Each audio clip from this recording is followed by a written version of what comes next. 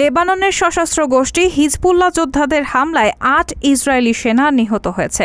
বুধবার রাতে বিবিসি ও রয়টার্স এই তথ্য জানিয়েছে। বিষয়টি স্বীকার করে ইসরায়েলি সামরিক বাহিনী জানিয়েছে, দক্ষিণ লেবাননের লড়াইয়ে ইসরায়েলের ৮ সেনা নিহত হয়েছে।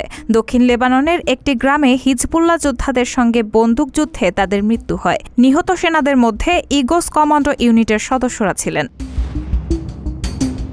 এর আগে গত ২৭ সেপ্টেম্বর ইসরায়েলের বিমান হামলায় লেবাননের সশস্ত্র সংগঠন হিজবুল্লাহর প্রধান হাসান নাসরুল্লাহর মৃত্যু হয়। এরপরেই লেবাননে স্থল অভিযান শুরুর ঘোষণা দেয় ইসরায়েল। এদিকে ইরানের সর্বোচ্চ ধর্মীয় নেতা আয়াতুল্লাহ আলী খামেনি বলেছেন, হাসান নাসরুল্লাহর মৃত্যু প্রতিশোধহীন যাবে না। তিনি বিশ্বের মুসলিমদের ইসরায়েলের বিরুদ্ধে দাঁড়ানোর আহ্বান জানান। এরপর ১ অক্টোবর রাতে ইসরায়েলকে লক্ষ্য করে ২০০ ব্যালিস্টিক ক্ষেপণাস্ত্র হামলা চালায় ইরান।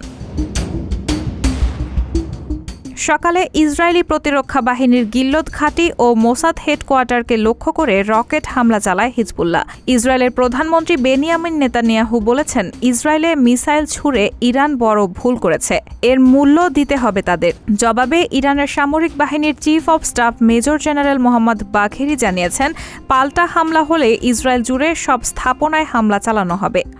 উল্লেখ্য, গত বছরের অক্টোবরে গাজা যুদ্ধ শুরু হওয়ার পর থেকে মিত্র হামাসের সমর্থনে ইসরায়েলে নানা সময় ছোট আকারে হামলা করেছে হিজবুল্লাহ।